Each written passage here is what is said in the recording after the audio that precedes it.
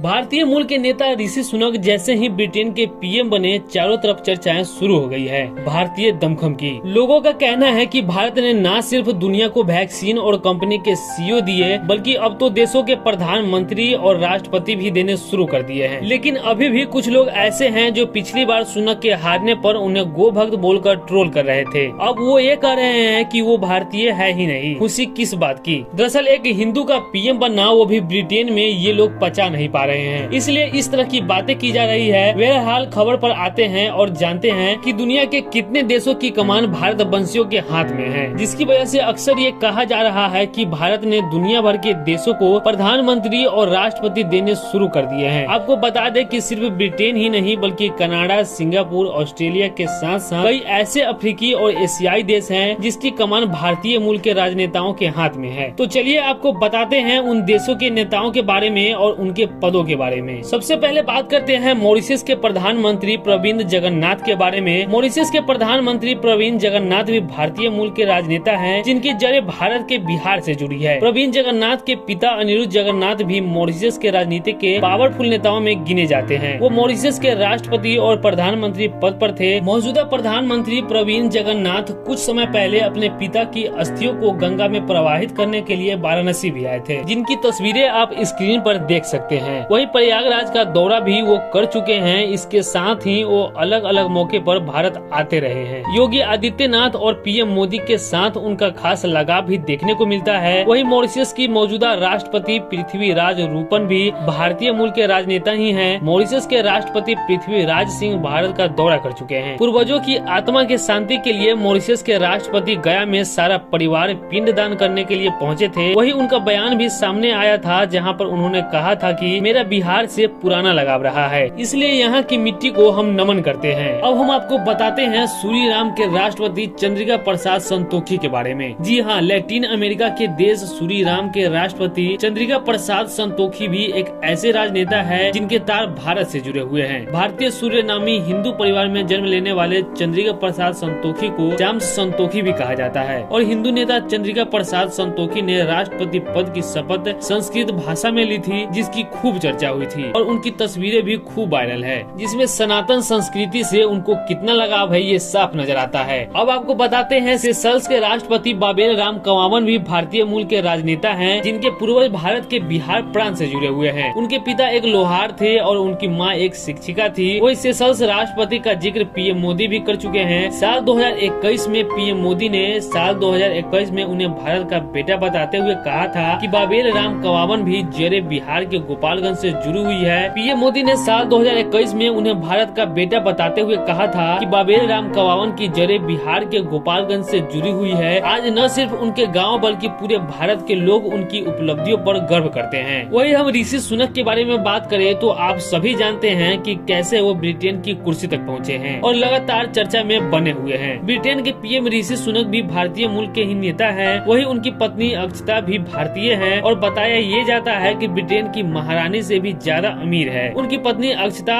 और दोनों ने भारत के बेंगलुरु में अपनी शादी रचाई थी। अब आपको बताते हैं पुर्तगाल के प्रधानमंत्री एंटोनियो कोस्टा के बारे में। यूरोप में भारतीय मूल के राजनेताओं की बात करें तो एंटोनियो कोस्टा का नाम प्रमुखता से लिया जाता है। वो पुर्तगाल के प्रधानमंत्री है। एंटोनियो कोस्टा के पिता ओरलैंडो कोस्टा एक कवि थे। उन्होंने उपनिवेश विरोधी आंदोलन में हिस्सा लिया था और पुर्तगाली भाषा में साइन ऑफ एंगल नामक एक मशहूर किताब भी लिखी थी। दादा Louis Afonso Maria de Costa भी गोवा के निवासी थे। हालांकि एंटोनियो कोस्टा का जन्म मोजाम्बिक में हुआ, पर उनके रिश्तेदार आज भी गोवा के मड़गांव के नजदीक रोआ आबेद फारिया गांव से जुड़े हुए हैं। अपनी भारतीय पहचान पर कोस्टा का ये कहना है कि मेरी चमड़ी के रंग ने मुझे कभी भी कुछ भी करने से नहीं रोका। मैं अपनी त्वचा के रंग के साथ सामान्य रूप से रहता हूँ। ओसियाई कार्ड धारकों में भी शामिल है। भारत के प्रधानमंत्री नरेंद्र मोदी ने साल 2017 में उन्हें उनका ओसियाई कार्ड सौंपा था। ओसियाई मतलब प्रवासी भारतीय नागरिकता, यानी कि दोहरी नागरिकता। दरअसल भारतीय मूल के कुछ विदेशी नागरिकों को भारत सरकार द्वारा ओसियाई का दर्जा दिया जाता है। अब आपको बताते हैं सिंगापुर के राष्ट्रपति हमीला याकूब के बारे में। सिंगापुर के राष्ट्रपति हमीला याकूब के पूर्वजों की जड़ें भी भारत से जुड़ी हुई है। उनके पिता भारतीय मूल के थे और उनकी माँ मलय मूल की थी। सिंगापुर की मलय आबादी लगभग 15% है। मलय मूल के लोग इंडोनेशिया और मलेशिया में फैले हुए हैं। इसके बाद भी हमीला याकूब ने सिंगापुर की की पहली महिला राष्ट्रपति बनकर इतिहास रच दिया है। हलीमा याकूब ने इससे पहले संसद की पहली महिला अध्यक्ष बनकर भी इतिहास रचा था। अब आपको बताते हैं युगाना के राष्ट्रपति इरफान अली के बारे में। कैरिबियाई देश युगाना के राष्ट्रपति इरफान अली के पूर्वजों की जड़ भी भारत से जुड़ी हुई है। उनका जन्म साल 1980 में एक भारतीय मूल परिवार में हुआ था। अब आपको बताते हैं अमेरिका के उपराष्ट्रपति कमला हैरिस के बारे में, जो लगातार चर्चाओं में बनी रही है। साल 2021 में इन्हें 85 मिनट के लिए अमेरिकी राष्ट्रपति पद की शक्तियाँ दी गई थी। इसके साथ ही कमला हैरिस अमेरिकी इतिहास में राष्ट्रपति पद की शक्ति संभालने वाली पहली महिला बन गई थी। इससे पहले कमला हैरिस ने अमेरिकी लोकतंत्र के 250 साल लंबे इतिहास में पहली महिला, पहली काली और पहली एशियाई अमेरिकी महिला उपराष्ट्रपति बनकर भी इतिहास रच दी थी। कमला हैरिस भारत के साथ अपने जुड़ाव का खुलकर बात करने के लिए भी जानी जाती है और चुनाव में भी भारतीय होने के उन्हें फायदा मिला था। ट्रंप ने कितनी गोटियां खेली लेकिन कमला हैरिस के आगे एक भी नहीं चली। फिलहाल आज के इस वीडियो में बस इतना ही, लेकिन इस खबर को लेकर आपका क्या कहना है, अपनी राय हमें कमेंट करके जरूर बताएं।